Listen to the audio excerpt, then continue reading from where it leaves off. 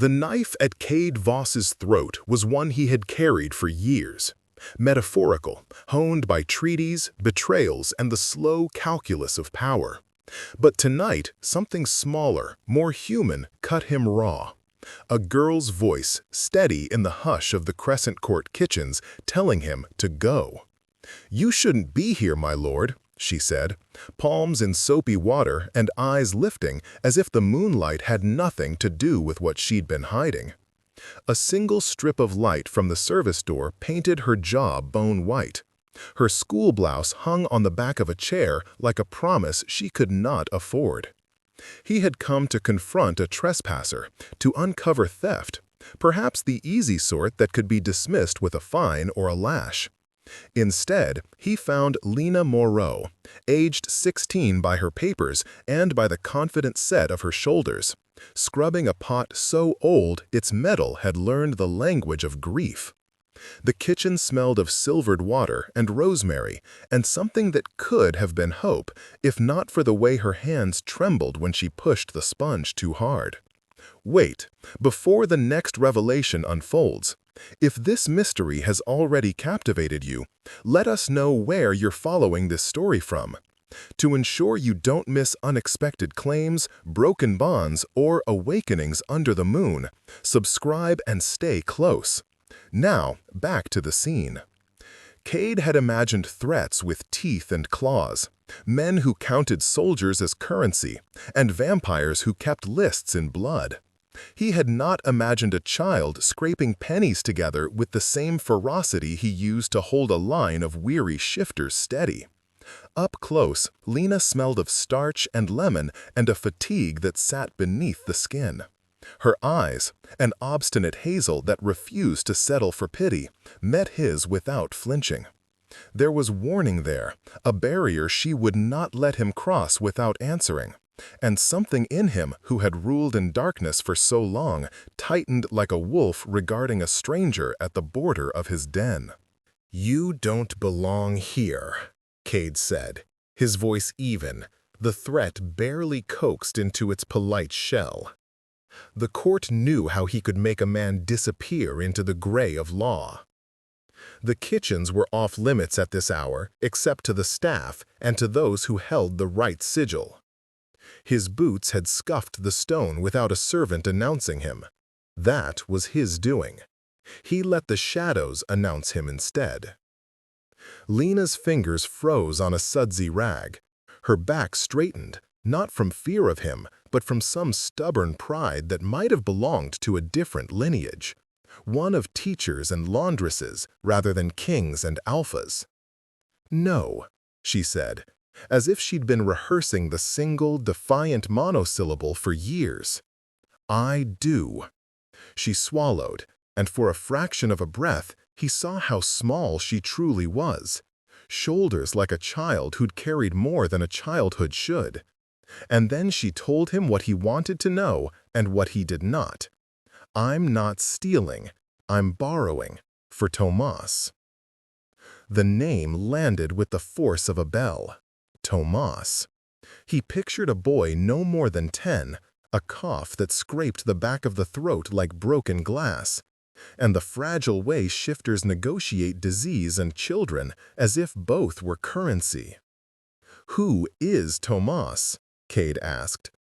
The alpha in him cataloged the breach. Someone late night in the kitchens is either desperate or brave enough to be dangerous. He expected pleading, perhaps bargaining. He did not expect Lena's face to collapse into something like scared bravery. "My brother," she answered.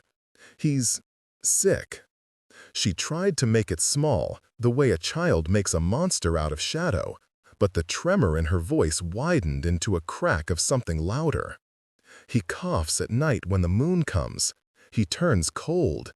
He used to sleep through it, but since last month—" She broke off the sentence with a single clenched breath and reached for a jar of salt with a hand that refused to be entirely steady. Cade's mind moved faster than his heart wanted to. A cough that worsened with the moon. A family scraping for medicine and bargaining with witches. a child tethered to the eddy of ancient pacts. The Crescent Court's history was stained with bargains made in hunger. The older ones, he knew, never stayed buried. He had kept the delicate balance between the shifters and the vampires because the cost of tipping it had been memorized into his bones. He had signed away favors, drawn lines of mercy, and punished those who broke the thin treaties that allowed his people to sleep with the belief that blood would stay in its proper banks. But the court was big, and the small tragedies of its servants and maids were supposed to be invisible. He had not expected the invisible to be a fuse. "Why didn't you tell anyone?" he asked. It was a command phrased as a question. The kitchen's larger warding spells hummed, old enchantments that should have protected the staff from vampires and stray shifters. If someone was scrounging for silvered water and bloodstones, it meant the delicate gears of their accords were rusting where they weren't watched. Lena's chin lifted. "Because I know what people like you do. You bargain." There was accusation in the word, bargain, as if that were the same as a wound being priced and sold. "I won't." She stopped, and the mud brick of composure she'd built around the truth cracked. Tears burned up fast behind her eyes, shock-bright and unpracticed. "I won't be given away." Cade felt the old machinery tighten. He had been taught to treat claims like a ledger, names, debts, signatures. But there were debts that had no numbers. He thought of the Voss bloodline, of treaties sealed with the mouths of wolves and with his own blood when he had been younger and less careful with promises. He remembered a woman once, soft hair, a laugh that had never quite made it to his mouth in the years that followed, whose face had been used as an example of what not to trust. In her betrayal, he had learned to protect the court above all else. In Lena's defiance, a memory surfed up, a vow made in a fever many years before to spare one child, a vow he had allowed to be broken for the sake of a greater peace. That memory struck him harder than the cold of the kitchen tile. "You do realize you're asking me to promise nothing," he said quietly. "There are rules, there are pacts, some bleed into the law." He watched her hands, knuckles white against the sponge, felt the familiar tug of authority that told him to call the guards, to make an example, to take Tomas to the infirmary where the court's healers could decide whether the child's condition merited resources. Let the record show either neglect or miracle. Let the books balance. "You can't take him," Lena said. It was less of a plea now than a statement. "If you do, they'll make us pay." The old fear came through, ancestral and sharp. Armand, the name of a vampire who had once demanded a price from a starving family and had not taken coin, but something else, something woven into the bloodline like a curse. The memory of Armand's eyes like cold coin, of his voice offering protection in exchange for dues paid at the full moon. Cade felt a chill that had nothing to do with night air. Armand was not the sort of predator who kept to old lists. He kept accounts of grudges. "Who made the pact?" Cade asked, because the court's ledgers seldom told personal names, but every old deal left its echo, an imprint on a family, a child who turned glass at the moon. The answer came like a swallowed sob. "Our grandfather," Lena said. "He signed with Armand when the famine hit. We were dying. Armand promised safety if we agreed to—" She looked at him, and the look was a crucifix of shame and something close to anger. "If we gave a little every month. They came, they took what they wanted, and he told us we had protection." Her mouth twisted. "We never could pay properly after their demands doubled." Cade studied her, cataloging the lines at the corners of her eyes where she'd been sleeping wrong for a long time. The alpha in him saw danger for the court. A private bargaining with vampires could bleed into the public lanes of power. The heart in him, if he let it be called that, saw a child standing between her brother and a predator with names in his ledger. He weighed consequences because that was his trade, but beneath that calculus, a rusted hinge in his chest shifted. The memory of the vow he had once broken was a tooth in the lock. "Where is your mother?" he asked. The question landed, blunt and practical. People in the court had mothers and tenders and elders. Some had left them to the wolves when bargains were to be made. Lena's laugh at the question was short and bitter. "She works nights at the dye house. If the dye house closes, there's no work. And if there's no work, we starve." She scrubbed harder at the pot until the metal squealed. "We tried to barter with the hedge witch. She wanted promises. We couldn't keep them. So I came to the kitchens. I thought—" Her voice threaded and broke. "I thought maybe we could borrow some of the silvered water used for the banquet. Trade some hours for it. Thomas needed it. The herbs aren't enough. The bloodstones we tried to buy." She let out a sound that might have been a laugh if she had been a child. "We had to haggle with a boy who stole from the merchants. He wanted more than money. I won't do that." The smaller, quieter anger in Cade flared at the thought of predatory bargains. The court's stability had been built on thin shards of sacrifice. If he allowed those shards to cut down the small and brave, the whole structure would hemorrhage. He could see the threads spiraling. Armand's dues, a child coughing like glass, a girl washing dishes at 3 in the morning. He thought of treaties signed in his name, of choices that had been framed as necessities. The alpha in him drafted orders with a single breath and called in favors with another. But the man beneath the title, older, with edges softened by losses that had taught him mercy as a strategy, felt the tug of an old, inconvenient memory, a promise made under different lights, a debt unpaid. "Tell me everything," he said. It was a command he intended to keep soft, like a hand laid over a fevered brow. Lena's shoulders dropped the smallest amount, as if some tiny relief had been given to her by the simple exchange of truth. She began to speak, and with each word, the night in the kitchens peeled back. Who had signed the pact? When Armand had last visited in shadow? The way the moon changed the cough into glass? The little rituals she had learned to try to keep Thomas from the worst of it. Cade listened, cataloging not only facts, but the shape of a family pressed thin by history, by hunger, and by bargains not theirs to carry. By the time she finished, dawn was the first stain at the edge of the sky, and Cade knew that the question he would ask next would not be one he could answer with law alone. The court had rules, and he had lived by them. But if the ledger was to be balanced, someone would have to pay with more than coin. And for the first time in years, the balance he craved was not the same as the mercy his people deserved. The scales in his chest tilted, and beneath the Alpha's armor, something like a vow, rusty from disuse, began to hum.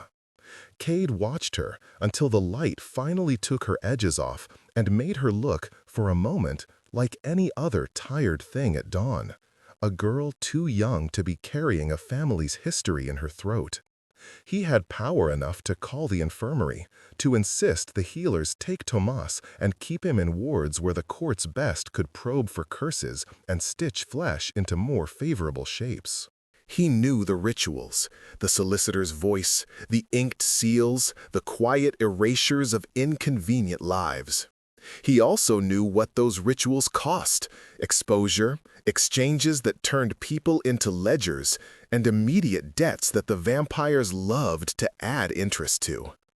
"Don't let them take him," Lena said abruptly, hands folded in wet dishwater as if prayer had become a physical habit.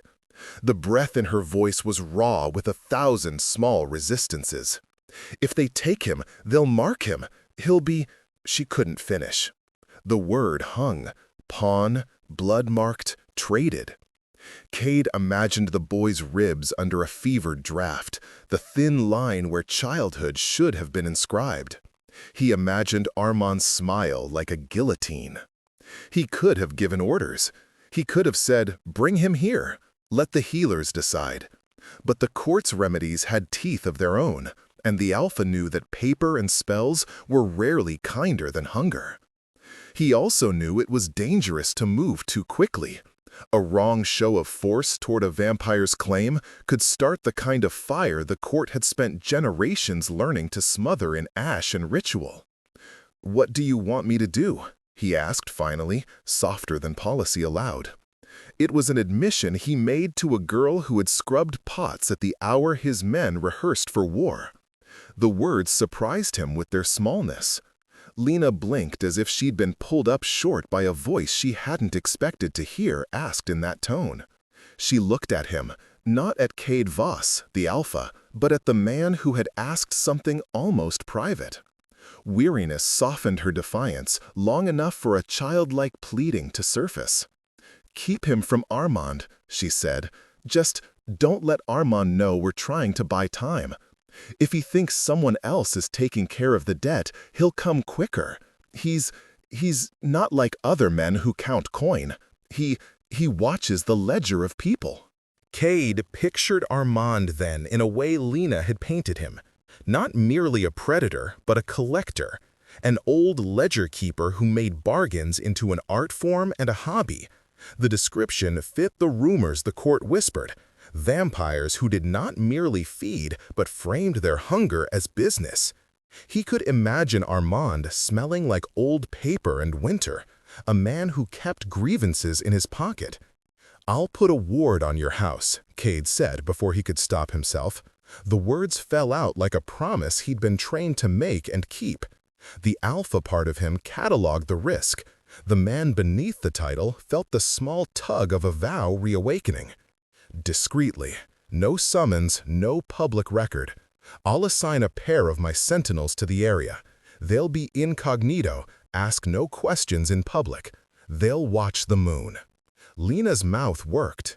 Gratitude warred with suspicion in the flicker of her face. "Why would you—" she started, and then stopped, as if the question had landed where it always did, in the hollow between duty and something sharper.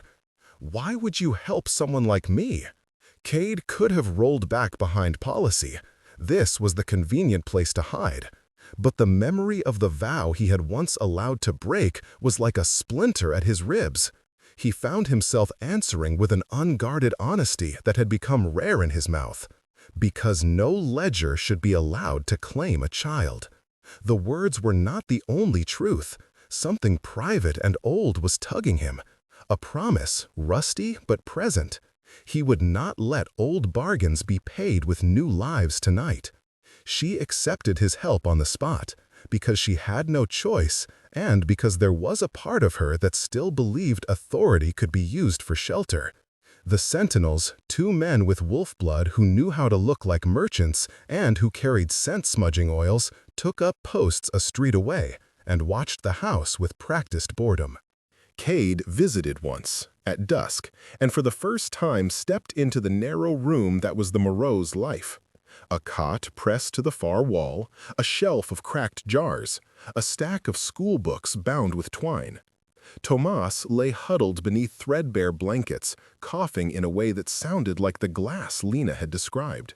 A tiny, brittle percussion that cut through the ragged hush of the room. Tomas was smaller than Cade had imagined, all angles and small rebellions. A scrape on his knee from climbing a wall. A hand that reached for Cade's in a way that demanded trust, as if it were a choreographed step. Seeing the boy, sick, shivering, tugged something mean and fierce in Cade. He touched Tomas's forehead with the gentlest of hands, hot, fevered. The healers he could command could build wards and extract curses, but he found himself promising a protection he had no right to demand. He would keep Armand's gaze from the boy's door for a little while. In those days that followed, a soft war threaded through the edges of the court. Cade moved through its public halls with the old assuredness of a ruler, while other things shifted under his feet. He argued quietly with his counsel, softening them with logic where he could, misdirecting them where he could not. Power had always been a practice for him, the practice of saying no aloud and yes in the silence. He began to divert small allowances for the Moreaus, a handful of bloodstones secreted in the cook's stores, an herbalist's anonymous note with tinctures and advice, a cloak left on their step when the rain had been particularly cruel. Each gift was wrapped in plausible deniability. Each gift was a small war he waged alone. Lena watched it all with a wary, incredulous expression. She did not trust the court's largesse. She trusted only the glimpses of humanity that slid from Cade's sleeves into the life of her family. She did not misunderstand the risk she was accepting. Everyone in the court understood how bargains corrupted. "You're giving too much," she told him once, the words sharp in a kitchen that smelled of stale bread and soot. "If Armand notices, he'll know someone is buying you favors with your name." "Maybe he'll notice," Cade said. "Maybe he won't. But I intend to make him look elsewhere."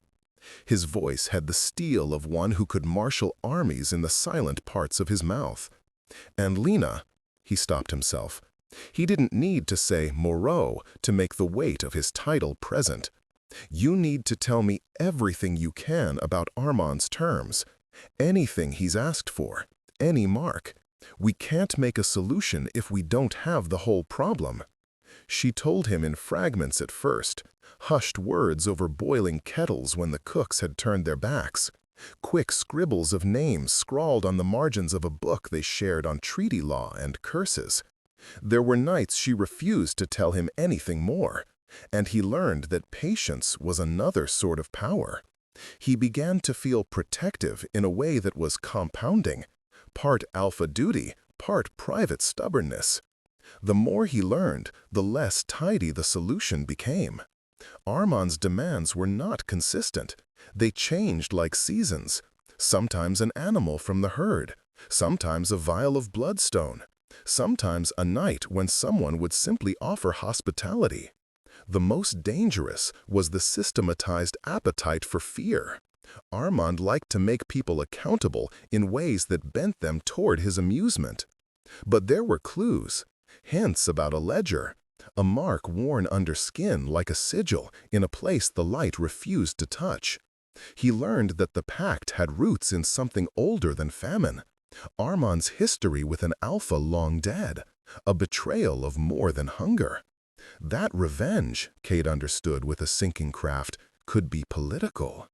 It was during a midnight when Lena had gone too far in the kitchens, her hands raw from late hours and the sentinels stretched thin by duty, that the first real test arrived. A courier arrived, not to the house but to the gates of the court. A thin, papery man with a smile like a knife and a scroll wrapped in wax. He asked for Cade by name with an arrogance that smelled of coin and old grudges. The scroll was a summons stained with purpose. Armand had requested an accounting. He had noticed, he said, certain irregularities in the provision of bloodstones. He implied that those who sheltered debtors would be given scrutiny. The message read less like warning and more like invitation to perform. Cade stared at the seal until the wax ran cold. The message was a protocol, practiced and clinical, the kind of thing predators used to unnerve a prey before a feast. The alpha in him did the math. Armand had been watching, and someone had told him. The sentinels, for all their craft, had not been invisible enough. He thought of the Moreau home and Tomas coughing. He thought of the ledger's interest, which could compound until an entire family's life became a currency. He marched to the kitchens where Lena worked, his stride the sort that reordered people's internal calendars. The kitchen staff froze the way a tide freezes when an undertow is felt. Lena looked up, eyes wide and raw with exhaustion. She read the expression on his face before he said anything, and, for the first time since that night, she looked like the child she was, small and exposed. "They know," Lena said in a flat voice that had stopped pretending it could be brave. They know, and they want a reckoning. The plates clattered somewhere behind her, like an urgent percussion. Cade felt his jaw tighten like the clasp of an old armor.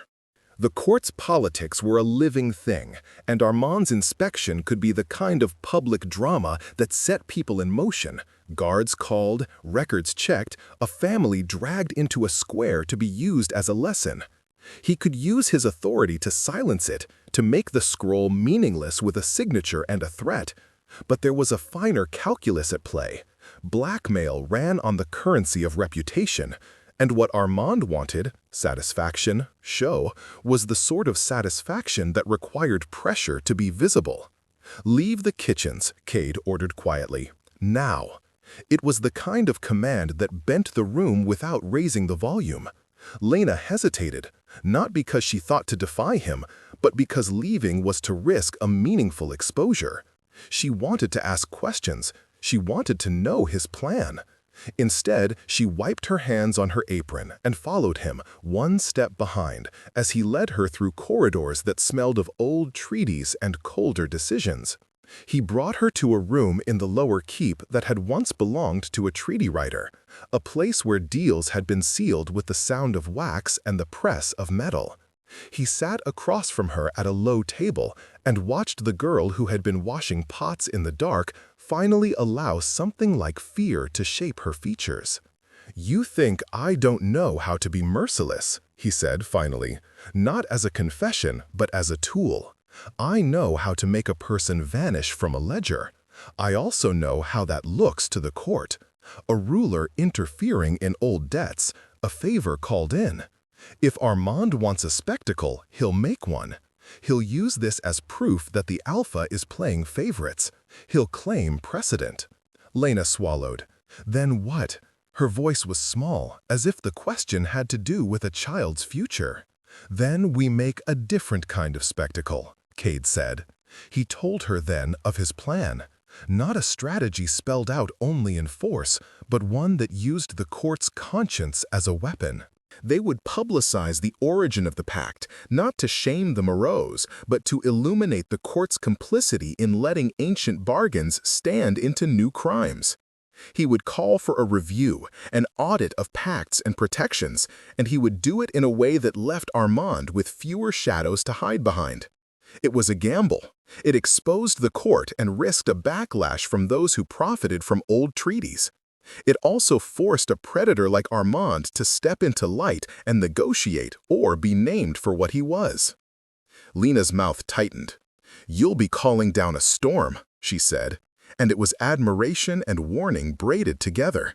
"You'll make enemies." Cade's smile was dry. "I already have enemies." He reached across the table and for once chose a personal gesture. His fingers hovered over hers but did not touch. The gesture itself was a kind of boundary, an offer no less personal for being restrained. "I will pay for this differently if I must, but Thomas will not be the currency." She closed her hand around nothing, and the tremor that shook her knuckles said more than words. In the space between them, something like trust budded on a branch that had been stripped raw by wind. It was fragile and it was real, and it was a risk neither of them understood fully. He had opened the court's doors in a way that would invite scrutiny, and Lena had accepted the exposure because it was the only way to shield her brother. Yet the plan had seams. Cade could marshal the court's machinery, but not the old grudges that would rise like ghosts when a vampire's pride was grazed. The more he prepared to hold a public review of pacts, the more he felt the immense, slow pressure of history pushing back. He had not yet felt Armand's teeth, but he could almost hear his laughter at the thought of a king daring to rewrite an old bill. In the quiet after they left the low room, a messenger came. A small thing, an emblem of Armand's disdain. A note, rolled and sealed with black wax, left on Lena's doorstep like a shadow. It was short. "You cannot hide what belongs to me." The tone was not a threat, but an inevitability, as certain as the moon. Lena read it with hands that had stopped being steady months ago. She looked up at Cade as if seeing him by starlight. "What now?" she whispered, the question a plea for tactics and for mercy. Cade's face was a map of misgivings. He thought of calling on old alliances, on the Voss codes he had honored for years. He thought of using lambent force to scare a vampire into civility. He also thought of something that had nothing to do with command, of standing in front of a predator and letting it know he would not allow a child to be counted in the columns. "We knock on his door," he said at last, the decision descending like a blade declared in peace. "Not as supplicants, not as supplicants at all. We go as equals and demand account. We bring witnesses, the ledger, our records, my word." She stared at him, incredulous and frightened. "You can't be serious." "I'm as serious as a wolf at the mouth of a den," he replied. There was a steadiness in his voice that made Lena think of a wheel finally setting into a groove. "You don't get to bargain away a child, not on my watch." She swallowed. The protection he offered was not entirely practical. It was a duel of wills disguised as diplomacy. But it was the first honest realm of power she had seen in a long time. A man of weight deciding that a family would not be collateral. The price, she knew, might be high. But for the first time since she had scrubbed the old pot, scrubbed the blackened grief from metal, she felt like someone might stand between her brother and the ledger's teeth. They prepared for confrontation then, but the real fight was not just about pacts or vampires.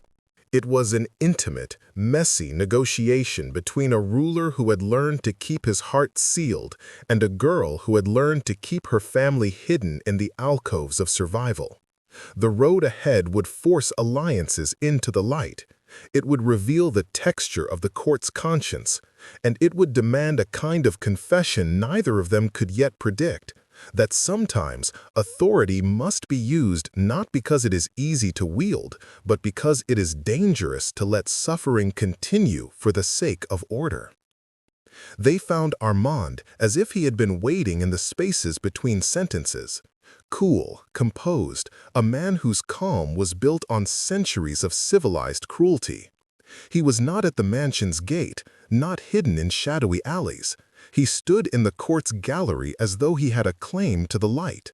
His suit drank the dusk, his smile a silver instrument. A small knot of onlookers, invited by rumor and hunger, lined the marble.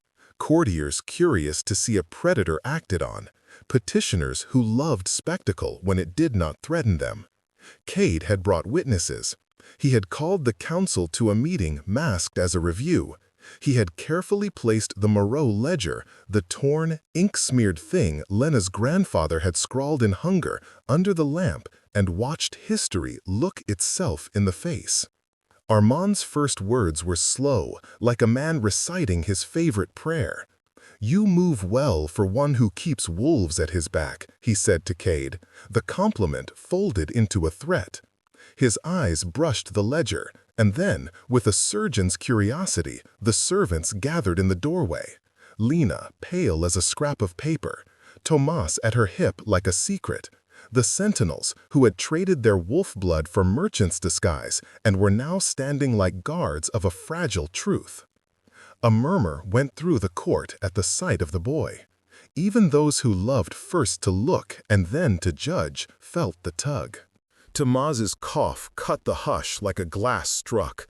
Someone in the crowd shifted, uncomfortable in the feeling of witnessing a debt that was also a child. Cade stepped forward as if through water and put the ledger on display with his palm. "This is the debt," he said. His voice was a blade, but steady. He had rehearsed rhetoric and law until he could have recited them in sleep. What he had not rehearsed was the way his heart pounding against the insides of his ribs when a child's face flushed with sickness in a room designed to be sensible. Your claims, your methods, are centuries old. They have consequences. Armand's eyes flicked to Lena as if measuring a flavor. "You bring me witnesses as if I were a petty collector," he said. His amusement slid over the room like oil. "You would make me justify my hunger before a tribunal? How quaint!" His tone invited laughter. The courtiers obliged in nervous, brittle chuckles, those small human noises that line the edges of an execution. Lena's shoulders tightened. She heard his amusement as if it had teeth. Cade felt the old mathematics of power rearrange themselves. This was not simply about law, but theater.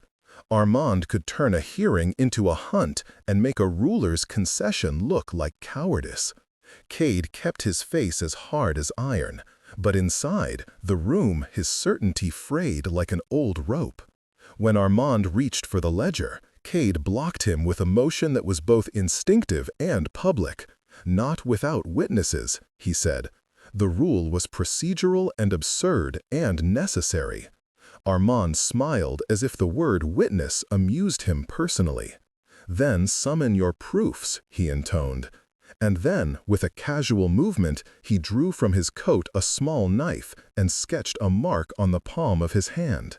No more than one of the old signatures vampires used to denote ownership in their parlors of debt.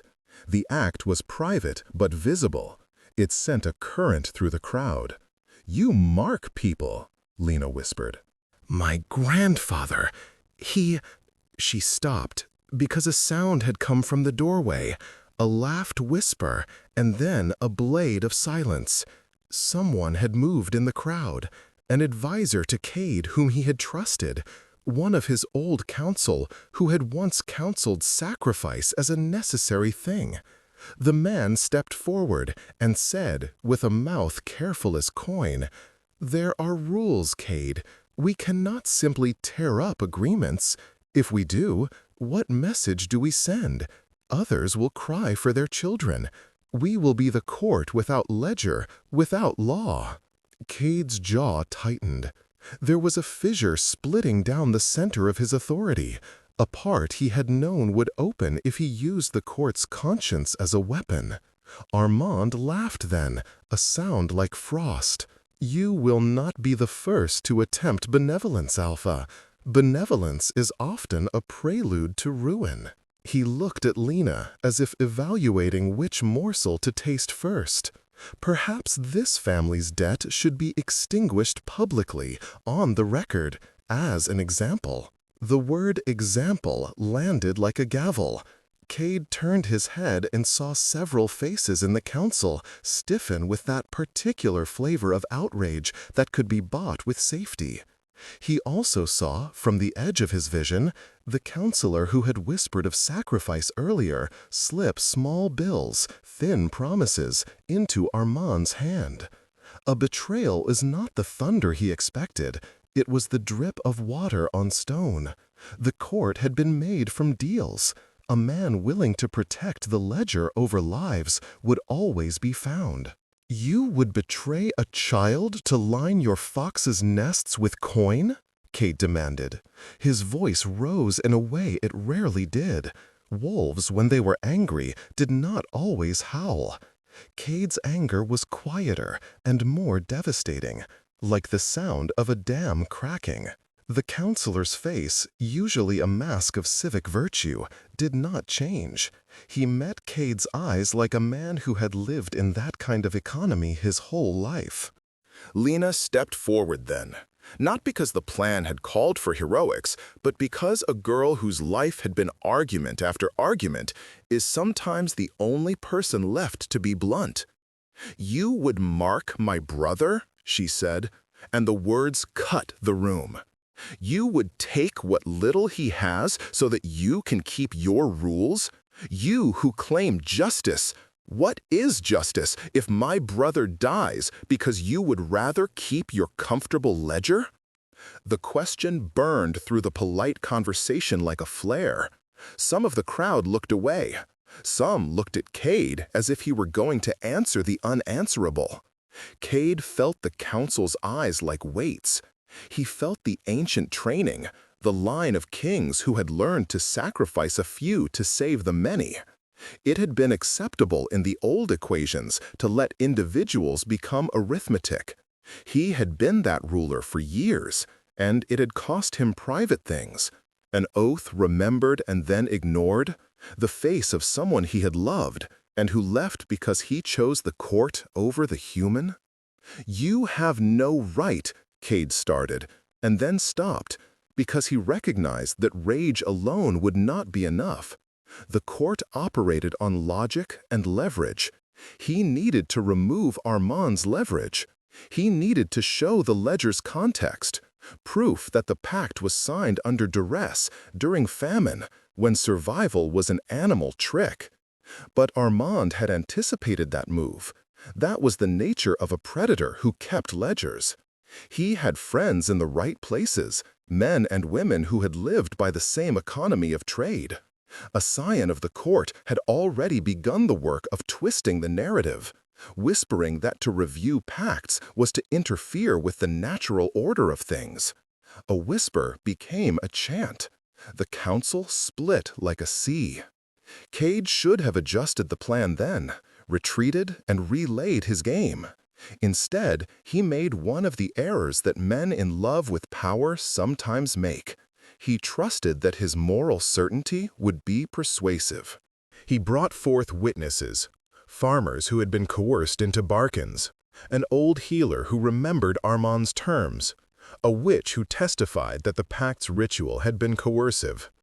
The evidence was competent, it was true, and Armand reacted like a man slighted in his reputation. He did not retaliate openly. He instead reached for a softer weapon. When the crowd grew cold to the spectacle of a child, when Cade looked at the man in the council who had taken Armand's money, the counselor shrugged with that pinged, rational look. "You chose this," he said to Cade. "You opened the court to charity.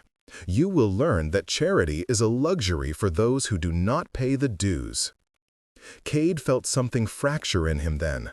Not a bone, but a part of his leadership that had depended on unchallenged dissent. The council's split began to show its real cost. Some of his own men would not follow him into a fight that could destabilize fragile peace. Worse, Lena, who had stepped forward bravely, was not prepared for the consequence he had called into being. The more public the review, the more names were drawn into light. The more light, the more predators found ways to argue history into profit. During the debate, a scream split the gallery. It was not a practiced or ominous sound, but a small human sound, the kind of noise that changes the tenor of a room in an instant. Someone rushed in, breathless, blood on the hem of their cloak. The messenger from Lena's street had been intercepted. Thomas had been taken, not by law and not by the court's formal power, but by men in dark coats who moved like collectors. Cade felt the air leave his chest. The room seemed to tilt. Lena's face went pale as paper and then red with a fierce heat. She pushed through the crowd, tears like small fires. "No, no, you promised." Her voice broke in the middle like a snapped thread. Cade had promised protection. He had intended to do it within the bounds of his office. Instead, in the teeth of a ritualized system that loved precedent, he had angered a predator who would not be shamed in public. Armand was not stupid. He had called a crowd, used the law as a theater, and then taken the thing history had taught him was easiest to claim: a child. The theft was both banal and monstrous. It was the way old debts exerted themselves. A small hand snatched from the world while lawmakers argued. "You will not negotiate on my terms," Armand said coldly when Cade confronted him in the corridor outside the gallery, the ledger heavy in Cade's hand like an accusation. "You brought me witnesses. You made me public. You forced my hand." His tone was that of a man explaining a disappointment. "I took what the contract allows." Cade drew his breath. He had to choose: to break the law, to start a war, to risk the court's fragile peace by doing the very thing the council feared, wage force against a vampire who kept centuries of pride and allies, or to find another way. The weight on his chest had nothing to do with power. It had to do with a girl whose hands had been raw from washing dishes, and with a small boy's cough that could sharpen into glass. Lena stood by Cade, shaking like a reed. Her eyes flashed at Armand, and in the way she looked at Cade, there was hurt laced with accusation. "You promised," she said. It was not a question. It was a wound. In that instant, something essential between them cracked. Cade, who had thought himself a man of necessary choices, realized that promises made in the quietness of a kitchen were different from promises made in the spectacle of a court chamber. He had brought Lena into the light. He had done it to protect her brother. And in that light, the court had eaten what he put before it. Lena's trust, the fragile thing that had grown like moss under drip, staggered. Her eyes were not only furious, but betrayed. She had let him into her life, and he had offered it into a room filled with men who traded in blood and precedent.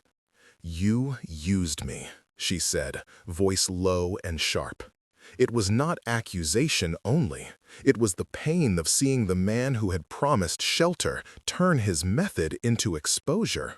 "You promised shelter, and then you paraded us. You could have done this without my family's blood on your floor." Cade felt each word like a small burn.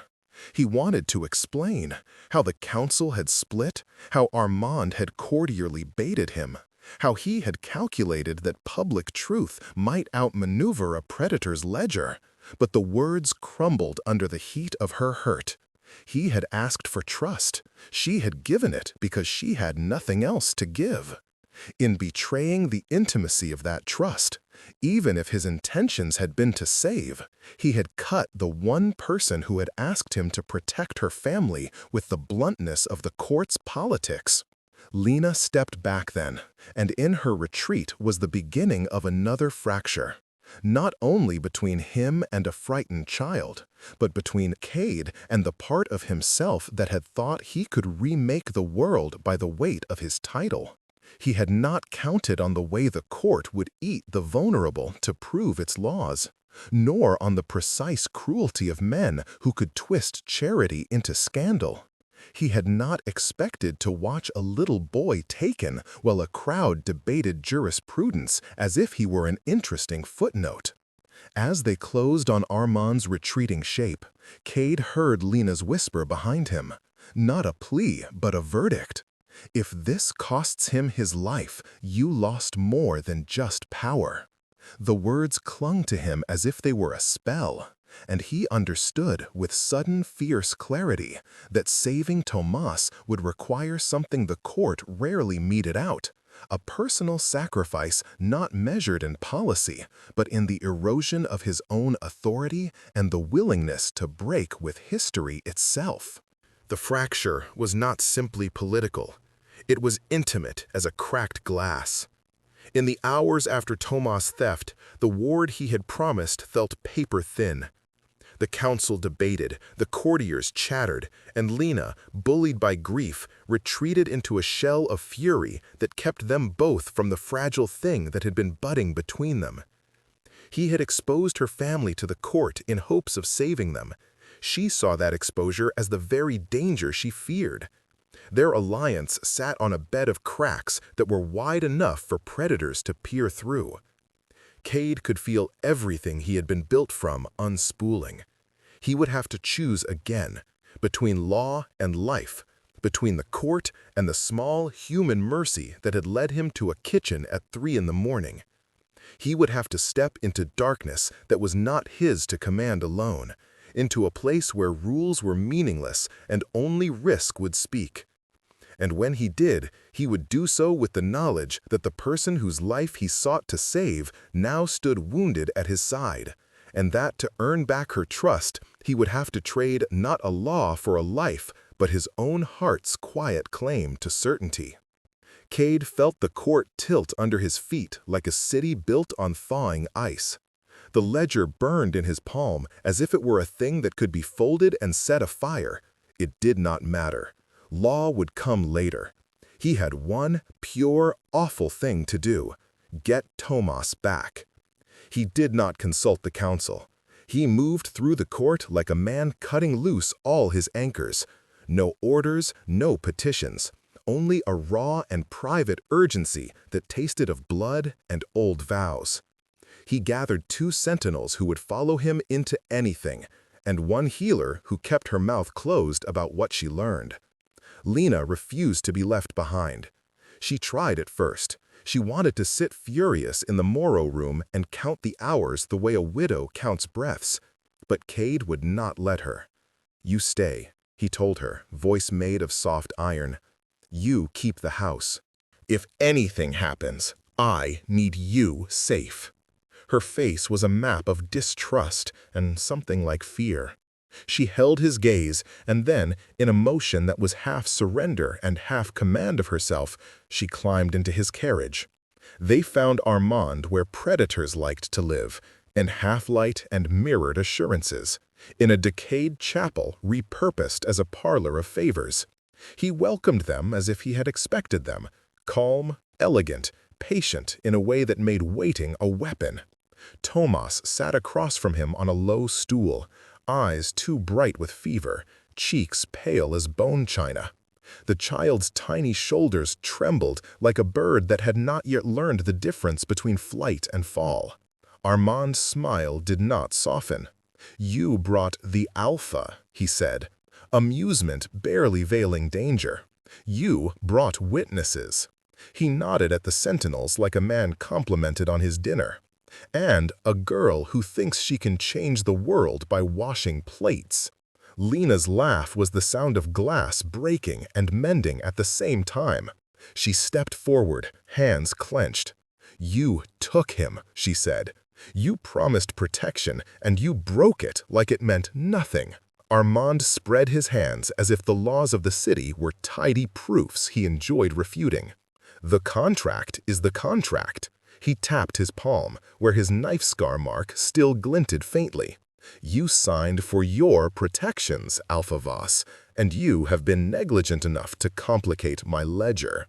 Either you pay what is owed, or you accept the consequences of your noble theater." Cade felt the room narrow to the space between Armand and Tomas. He could have summoned his guards, blown the horn, torn the chapel's windows of their civilized robes, and forced the court's hand. But he had already seen how the law ate people. Force would turn Tomas into a cause and not into a child. He needed a move that would leave Armand no ledger by law to claim. "What if I offer something else?" Cade said, and the words surprised even him. They came from a place he had shut long ago, where vows had been made in the dark and kept by private teeth. "Not coin, not favor, my blood. A binding, our house's claim. I will bind myself to you if you release him." Armand's eyebrow arched. "You would bind the Alpha of the Crescent Court?" His tone tasted of old, delicious disbelief. "You would trade your line for a child? How quaint and foolish. You know what that means, Cade Voss. You know you would surrender the very teeth that keep your people fed." Cade's laugh was a dry thing. "I know exactly what it means." He moved closer, palms open, as if to show he carried nothing but his flesh. He smelled of war, and of the kitchens, and of a softening vow. "I know I will no longer be free to bargain in the way I have. I know I will owe you for a long time. Do you accept?" Armand hesitated, not because he feared the risk, but because deals like this were trophies. To bind an alpha was an achievement to be displayed for centuries. He stepped forward, close enough that Cade could see the fine lines at the corners of the vampire's eyes. "You offer yourself as a bond," he mused, "for a family of servants?" "For my city," Cade said simply, "for a child." The words were a confession more than an offer. Lena watched him as if the ground beneath her had shifted. Anger and a dawning, ridiculous gratitude warred on her face. "Take me. Take whatever title marks me. Mark me under your hand. But you release Tomas now." Armand's smile was a predator's appraisal. He waved a hand, and the men at the periphery of his room stepped forward. Keepers of the old rites, men who liked the theater of pain.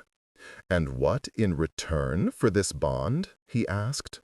"Power likes reciprocity." Cade reached then and took from his inner vest the small medallion his father had worn, the sigil of Voss, wolf entwined with a crescent. He put it on the table between them. "Seal the bond with this," he said. "Make whatever mark you require.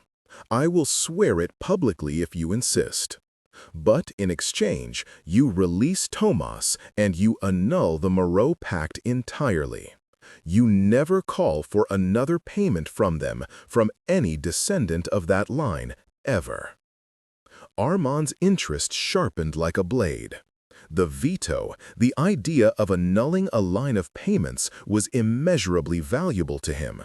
He was a man of reputation and collection. To have the Alpha bind himself and to still take a long-term vow of access in some other way tempted him. It was a gamble for him too, one that promised prestige more than immediate profit. "You would trade one collection for another," he said lowly. Then, in a movement that was both ritual and theater, he drew his knife and pressed it to Cade's palm. The Alpha flinched and did not speak. The knife cut a clean line. Cade let the blood bead like an offering. Armand's own fangs gleamed for a moment as he dipped his finger into the blood and traced a sigil not on paper but on his own wrist. Mutual marking, old binding made new.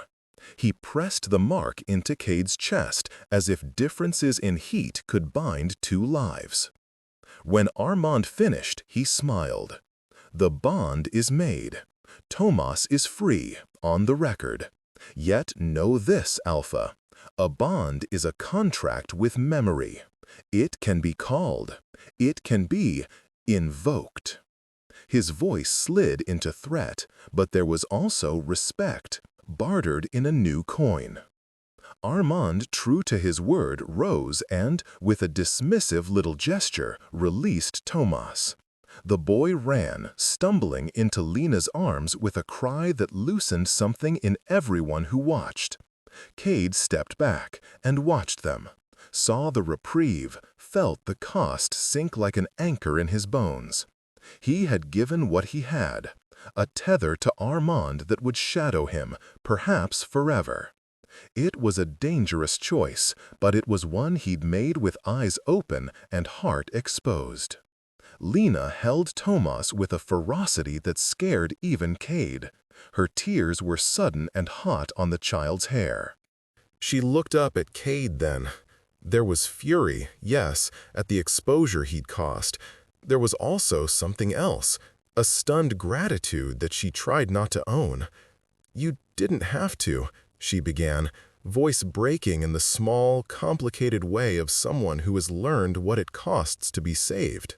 He met her gaze without the armor of distance he usually wore. "I did," he said. "You kept a child alive with hands that smelled of dish soap and lemon. That is worth more than any treaty." The words were simple, and they were true. She laughed then, a sound that was part sob and part incredulous relief, and brushed her knuckles against his jaw in a motion that was both gratitude and chastisement. The touch burned. For a moment, they were simply two human animals in the wreckage of systems, close enough that their breath mingled, and the circle of the bond they had just made widened to include something neither had intended to bargain for. Cade felt the weight of Armand's mark against his skin like a secret anchor. He had traded a part of his sovereignty for a child's safety. It would change how he negotiated, how he bargained, and perhaps how he loved.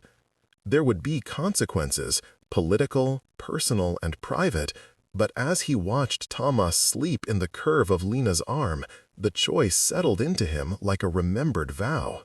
Outside, the moon cut a thin silver path across the city. Inside the chapel, Armand watched them go with an inscrutable expression, the predator having scored a rarity, to be paid and to be admired for the payment. Cade did not relish the way the vampire looked at him, but he did not regret the blood he had offered.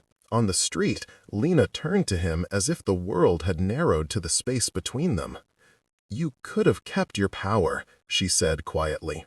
"So could you," he replied, and there was no triumph in it, only an honest, aching fatigue. "We do what we must." She looked at him for a long time, the kitchen-born defiance softening into something like understanding. Then, without warning, she closed the distance and pressed her mouth to his, not as an agreement, not yet, but as a promise that something fragile could be born from the wreckage. He answered her with a tenderness that was not the blunt thing of his title, but the private, unarmored sort he had not offered anyone in years. When they broke apart, breathless, Lena rested her forehead against his. "You've traded yourself," she said, voice small, "for us." "Yes," he admitted, "and I'll trade much more if I have to." He sounded certain, and in the certainty there was a vow being reborn. They walked home under the moon, Thomas between them, his cough quieter for the night. Cade's hand found Lena's and stayed there, strength meeting stubbornness, ruler meeting servant's daughter. In the hush that followed a violence of politics and a personal sacrifice, something like the beginning of trust threaded between them. It was tender, dangerous, and utterly needed. They walked the crooked street towards the Morrow house like a trio stitched back together after being pulled apart, uneasily, with new seams that would have to be learned. Thomas slept against Lena's shoulder, his breath shallow and steady, his small hand hooked in the crook of her elbow. Cade kept his face turned to the moon as if it could read him and decide what to do next. The mark on his wrist hummed quiet and hot beneath his skin, a foreign contract that would follow him through halls and into bedchambers, into debates and lonely nights. It was his new shadow. At the door, Lena hesitated and then offered him a look that had no rank in it, only measurement. "This changes everything," she said. There was danger in saying it aloud, the kind of danger that had teeth but also a strange, necessary clarity. Cade felt it too. A life of bargains had taught him that the ledger never forgot.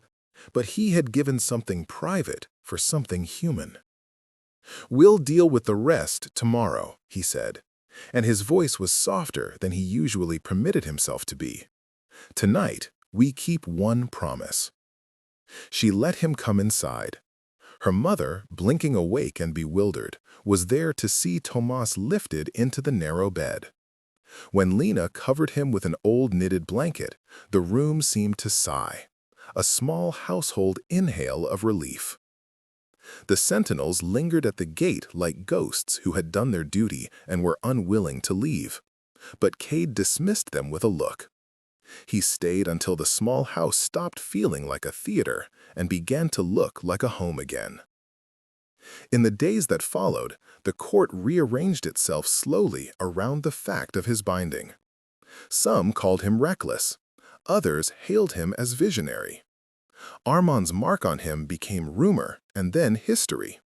Men argued whether a ruler bound to a vampire could still be trusted. Cade lost favors and gained fiercest enemies, but he also found that the debt he had paid had opened a door he did not know he needed. People began to bring forward pacts they had inherited in shame. The review he had forced pivoted toward dismantling ancient abuses. It was messy and it was slow, but it had started. Lena found herself uncomfortable with the attention. She refused a stipend at first, spurning patronage as if it were a new kind of cage. Cade would not let her bear the weight of the secret alone. He arranged for her to study in the court's small, rough academy. Books smuggled into her life like new food. She argued, she learned, and she taught himself to be less alone in the world of law and ledger.